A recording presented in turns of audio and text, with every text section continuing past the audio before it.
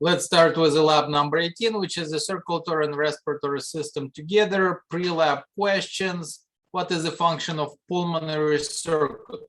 Pulmonary circuit is basically taking the blood from the heart, move it to the lungs, and then return it to the heart. So basically oxygenation of blood.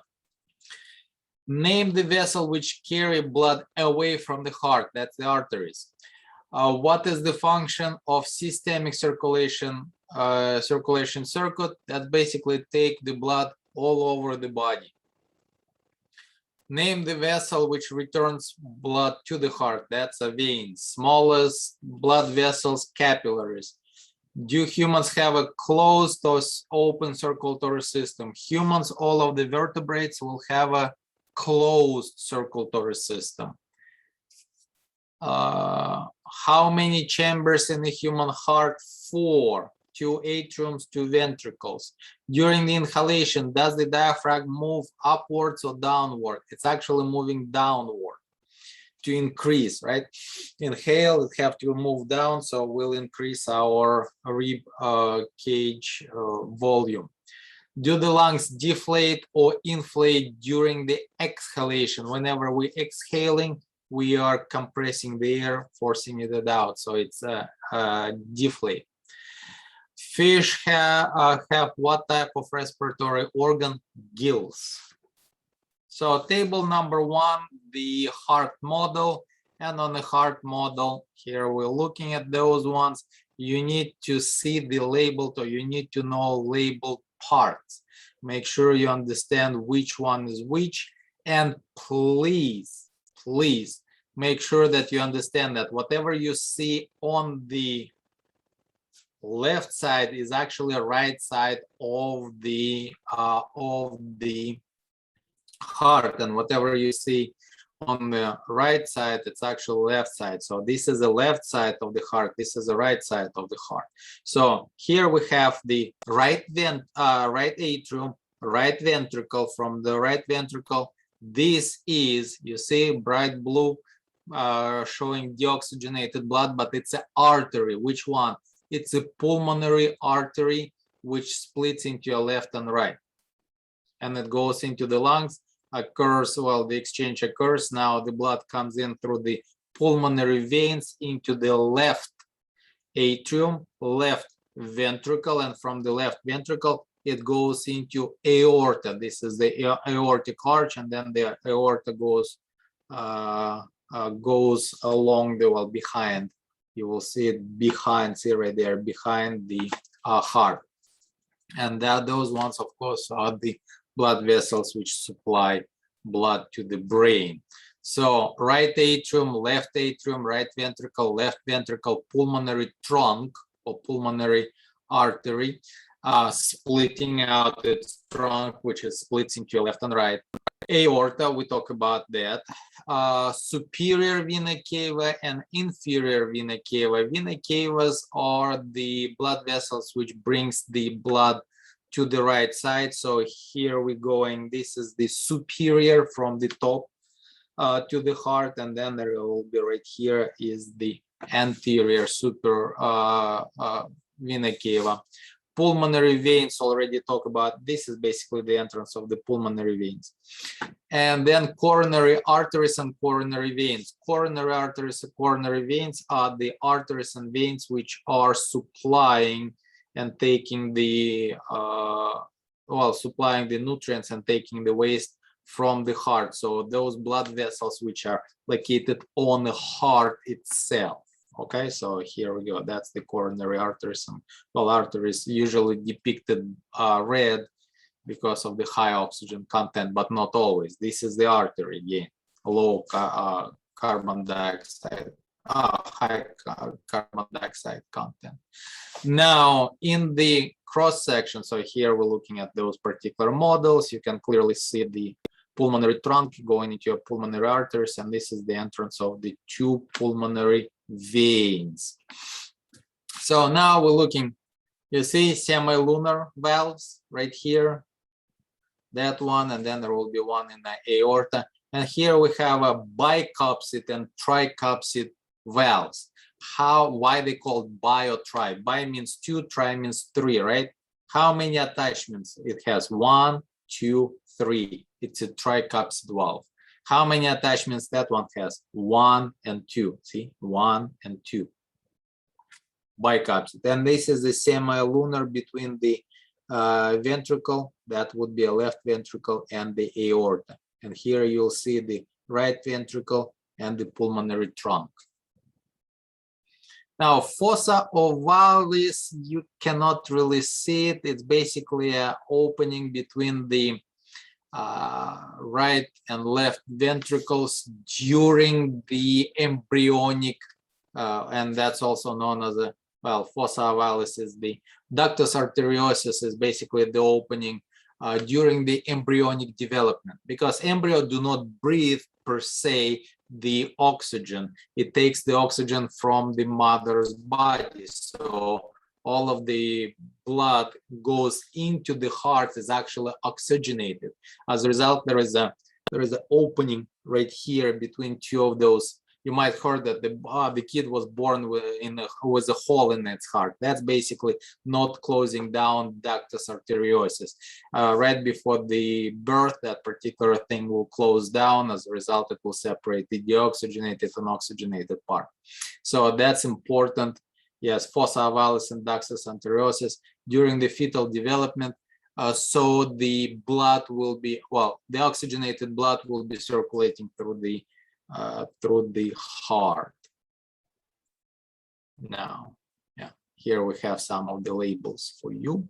And again, those ones are semilunar valve, and this is 1, 2, and 3, tricuspid, and then there will be a bicuspid on the left side. So here we're looking at the bicuspid, and then back there you can clearly see the semilunar valve.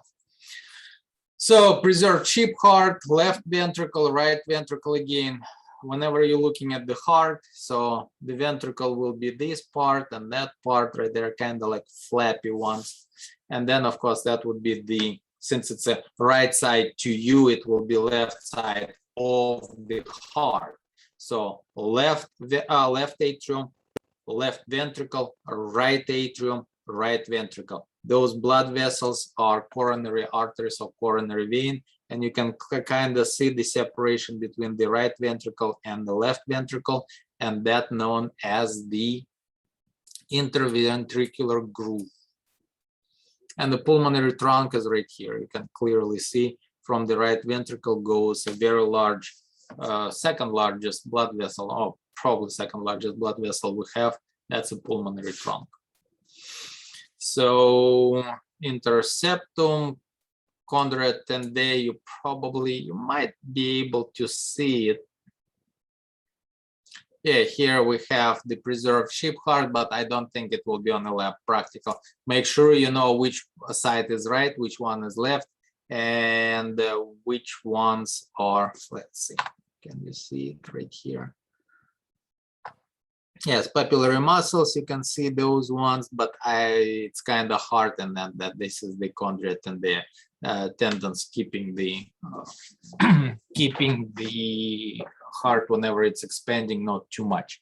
So, but yeah, you don't have to worry about that. You can clearly see the blood vessels. The largest one would be aorta, second largest would be the pulmonary trunk, and you can see that on the left side the walls are much thicker comparatively to the right side.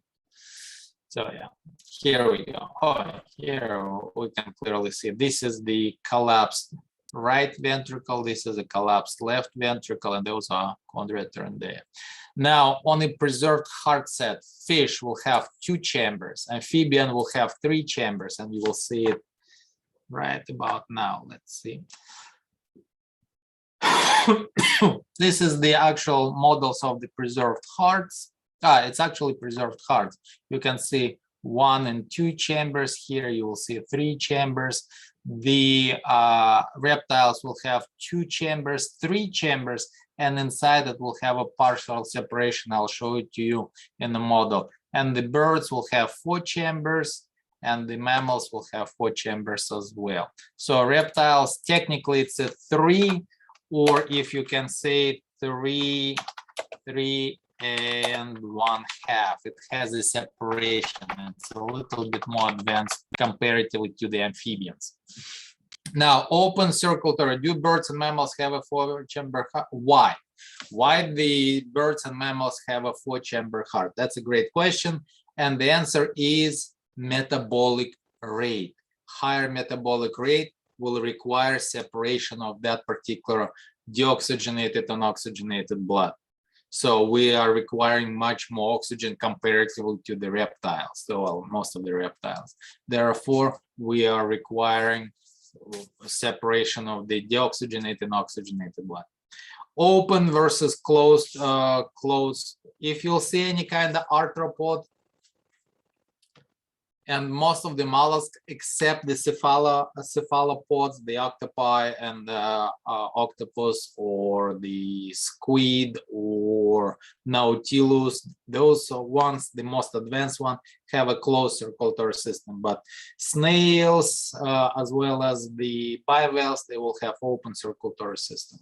But in this case, we're looking at the praying mantis, and that would be open circulatory system. Open versus closed. Fish will have a closed circulatory system. It's a vertebrate. Those ones are amphibians. Vertebrate, also a closed circulatory system. How many chambers the seahorse have? That's a fish. Fish have two. And this is basically the model of the fish. You can see the atrium and then ventricle. 2. Now, this is the model of the amphibian, and I think it's labeled there. Yes, amphibian, 3 chambers. Right ventricle, right atrium, left atrium, and the ventricle. So you can see that the blood is mixes up inside, and that's why it's kind of the blood vessels are coming out kind of purplish. All right. And now the reptiles. The reptiles have right and left ventricle atriums. Now a single ventricle, but now there is a separation between 2 sides of that. So whenever it contracts, it's separating the venous blood from the arterial blood almost perfectly. Not yet, but almost. And this is how basically the fossa, well, ductus arteriosus will look like in the embryos, the connection between the right side and the left side of the heart. And then, of course, we're looking at the bird, right atrium, left atrium, and now you can see the complete separation between the ventricles, right? The right side and the left side. And then same thing with the mammals. We just saw the mammalian heart model before. Right atrium, left atrium, right ventricle, left ventricle. And then we were looking at this is a semi-lunar valves, and this is a tricuspid, this is a bicuspid. And that one is the aorta. Oops, let me kind of move it further. So yeah, we have a pulmonary trunk, aorta. That would be a superior vena cava coming into the right side, right ventricle. And coronary artery, bright red, and the coronary vein, blue. All right, so it should be kind of straightforward. As long most of the mistakes on the lab practical, students are thinking that the left side is this side and the right side is this side. So yeah, please don't do that. This is the left side of the heart. This is the right side of the heart. Think about it as it's located right here, right? So this is my left side. So whenever you're looking at it, putting it like this. All right, so open, closed circulatory system, arthropods. So we have the praying mantis, any insects will have open circulatory system, the crabs, and then we have a closed circulatory system. Any vertebrates, snakes, birds, mammals, fish, all of those have a closed circulatory system, and the advanced mollusks such as nautilus, squid, and octopus will have the closed circulatory system. Now, looking at the dry sheep lungs, so here we have, this is the lungs, let me here we go. The lungs, that would be the right side of the lung. This is the left side of the lung. Left lung, of course, is a little bit smaller than the right side. It has a right side has a 3 parts to the lung, and the left side have only 2. Why the right side is bigger than the left one? Simple, because of the heart, because heart is mostly located on the right. Well, this is where the heart is located, on the right side of the lung.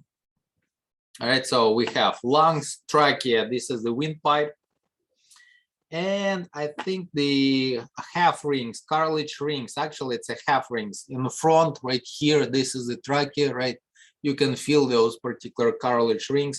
They prevent, they are half rings because they're in the front, but on the back there is the esophagus, so they are kind of preventing the trachea from collapsing or sticking to each other because the walls are quite moist, right? So cartilage half rings are important, and that's why you might see that in some sort of movies, action movies, when the person will be hit right here, they start suffocating or wheezing because there is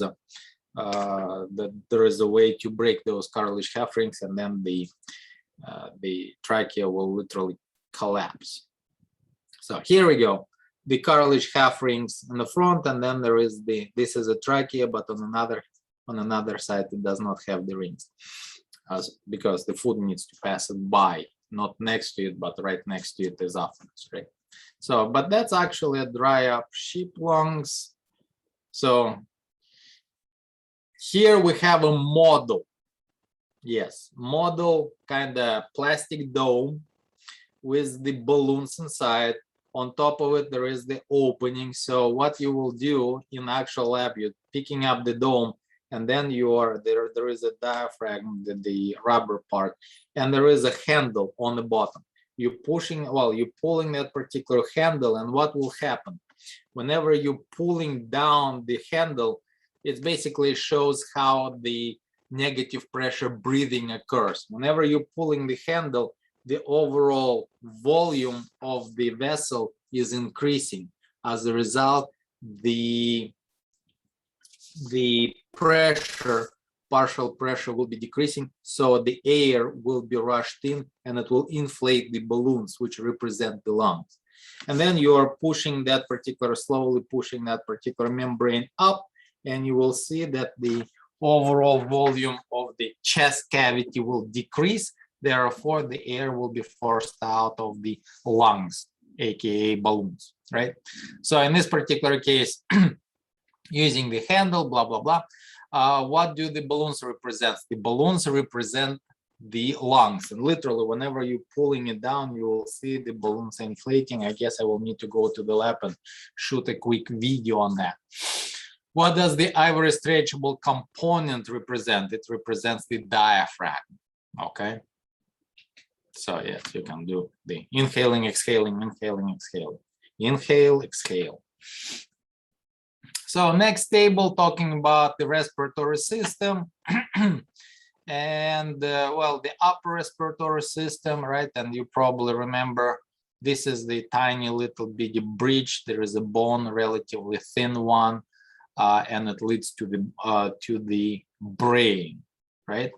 So yes, I heard that particular, like, I think one of my kids asked, like, if I'll stick my my finger up the nose, would I be able to scratch my brain? No, you would not be. There is actually a bone. But in Egypt, in ancient Egypt, you know that they were mummifying the nobility, pharaohs, etc., and they were taking out the brain, but you're not supposed to break anything in the pharaoh, especially in the head. So they had a special kind of probe, which were sticking to the dead pharaoh nose, breaking that particular bone. Then there was another instrument, kind of whisk thingy, which were whisking the brain together, and then they were pouring it into a special vessel, which would be stored next to the actual mummy of the pharaoh.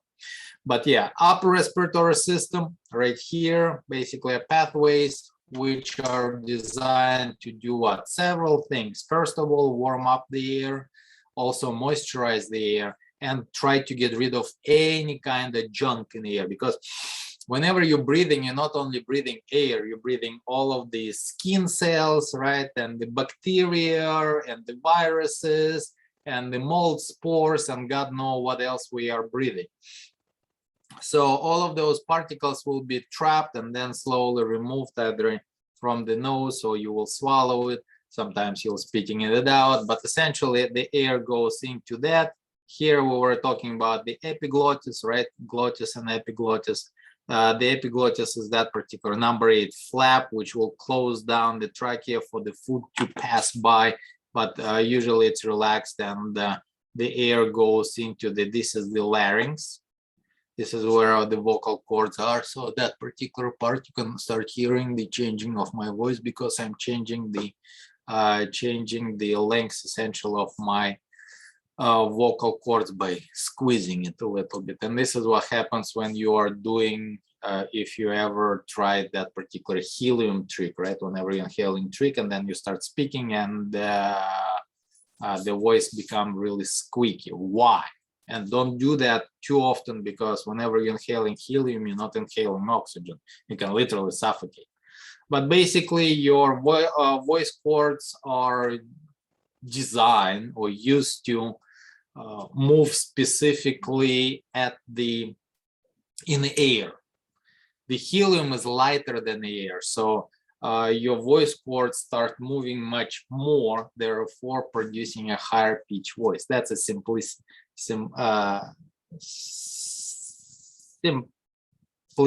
it, but this is what essentially we have. So in this particular case, on the table 6, the model overall showing you the diagram, and you have the pharynx, right? This is where basically the food tube and the air tube separates, and then the trachea, and you can see the rings, those ones, and then the bronchi goes into a right and left lungs, and then they start breaking down literally as the tree known as the bronchus, secondary, primary, secondary, tertiary, and then the last ones, bronchi, will ended up as the kind of pockets.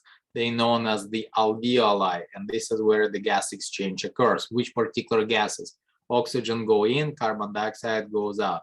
And then, of course, that particular muscle is the diaphragm. We talk about that and the importance of that. So now here we're talking about this particular model, and you need to show the pharynx, and then the larynx, and then the epiglottis, and the trachea. Trachea is this one, it's part, you can kind of part see right here. And then what happens when you choke? A food particle or what have you will basically closed up. It will go in like whenever you are, some people like inhale while they have some sort of food in their mouth, let's say grape, God forbid, and then it will go and close down the windpipe, and that's it. That's why the person cannot breathe. So what is the function of the larynx? Basically, it contains our voice cords. Now the bronchiole is the tube, then this particular kind of pocket known as the alveoli, and we have a capillary beds. This is where the gas exchange occurs. Now, alveoli, how big are our lungs? If remember, we're talking about huge surface area in order to provide as much oxygen as possible. Our lungs stretched out, kind of, it will be able to do so, would cover the area about of the basketball court or tennis court, whichever you prefer. So that's quite a large surface area of our lungs. It's all very nicely tied up and very neatly, but still, this is about the size of the surface area of the lungs we have. What gases are exchanged in the capillary beds? Oxygen and carbon dioxide, O2 and CO2. Now, another model showing you the location of the heart. So here we're looking at the heart, and then of course that's the trachea and the right lung and the left lung. So lungs, heart, pulmonary trunk, you will be able to see the pulmonary trunk whenever this particular part is moved. So pulmonary trunk would be that particular large bluish colored blood vessel artery, which takes pulmonary arteries. There is a right and left pulmonary arteries, which taking the blood toward the lungs. And then you don't really see that the coronary arteries, you can clearly see coronary arteries and veins. That's the blood vessels on top of the heart. They supplying the heart muscle with all the nutrients and removing all of the waste. Coronary veins, pulmonary arteries, larynx is that particular bluish color right here. Aorta is a large red, largest blood vessel we have. So that one, and then it goes around the heart and goes under. That's a part of the aorta as well, right? Descending aorta. What do you think the function of the coronary arteries? Provide oxygen and nutrients to the heart. Coronary veins remove the carbon dioxide and the waste from the heart muscle itself. That's why the blocking of it causing the death, well, slowly death of the heart muscle, weakening and then the death. Now, artery disease, so we're looking at that particular yellow part are the plaques in the artery. Over a period of time, it starts restricting the flow. You can see that that one is definitely restricting the flow, supposed to be that much. Now the plaque is blocking it, so less blood coming, higher blood pressure exerted on the walls of the artery might lead to the aneurysm. Whenever the wall of the aorta specifically will burst, and then the patient with the aortic aneurysm, bursting aortic aneurysm, will internally bleed to death within literally like 30 seconds without even understanding what's happening. Just feel weak, feel really bad, death. Unless it's aneurysm has been detected, nothing can be done for that particular patient. If it's before it bursted out, you can do the shunting of aorta. We have the technology nowadays which will help strengthen out the aorta overall. What disease condition accumulation of the plaque cause? Arteriosclerosis. We talked about that already. And yeah, here we go at the plaques and then artery. So yes. And then this is the bronchi. This is the, we talk about the asthma, etc. So in this particular case, the normal bronchi, as you can see, really nice opening for the airway to go through, no problem whatsoever. But then there might be some sort of issue. In this particular case, we'll see that the mucus can be produced due to any kind of allergen. As a result, it's blocking, and that particular person might start having those wheezing sounds. Sometimes the mucus and also the constriction of the of the bronchi, and then of course the very a lot of constriction, and some of the mucus would be, so we're talking about swelling, hypersecretion, and the muscle spasm as well. So anyway, how many chambers are in the heart of the fish? Name those. One atrium, one ventricle, so 2 total. Define the open circulatory system. Open circulatory system, let the liquid known as the hemolymph spills out in the body cavity. How many chambers in the heart of mammals? We have 4. Left, right atrium, left, right ventricle. What is the function of the epiglottis? Epiglottis is a flap to close down the trachea so the food will not go into a windpipe. So whenever you got the something went the wrong pipe, it's literally went the wrong pipe. Instead of food pipe, esophagus, it goes into the air pipe. And then it's foreign object, and we start coughing, wheezing, etc.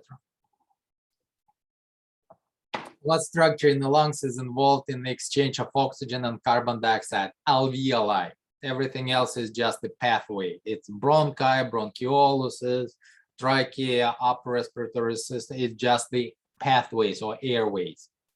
What is the function of ductus arteriosus? Having oxygenated blood on both of the part of the heart in a fetus. What disease condition results from accumulated? That would be arteriosclerosis. What is the function of coronary arteries? Provide nutrients and oxygen to the heart muscle itself. What is the function of the larynx? Keeping our voice cords in there. What valve located between right atrium and right ventricle? Right atrium, right ventricle, AV valve. And because it's the right side, it will be tricuspid. If a drop of blood was in the right ventricle, what vessel would it be pumped next? From the right ventricle, it goes into the pulmonary trunk, then pulmonary arteries, lungs, pulmonary veins, left atrium, left ventricle, aorta, all over the body. From the vena cava enters the right atrium, and then back to the right ventricle. So that's how it's circulates essentially. What respiratory system do insects have? Tracheal system, trachea. They have tubes going through all over their body. If a drop of blood is in the aorta, what chamber of heart it was just pumped from? It was pumped from left ventricle. Which chamber of heart has the thickest walls? Left ventricle. Why? Because it has to produce enough pressure to circulate the blood throughout the body. Complete the following sentences, name the specific valves.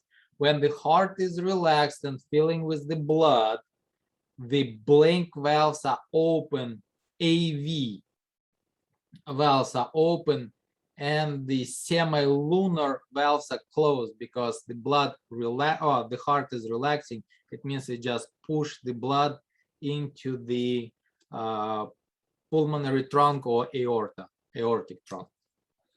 When the heart is contracting, ejecting the blood, the AV valves, semilunar valves are open and the AV valves are closed. Bicapsate and tricapsate are closed. So when the heart is relaxed and filling with the blood, the AV valves are open and semilunar valves are closed.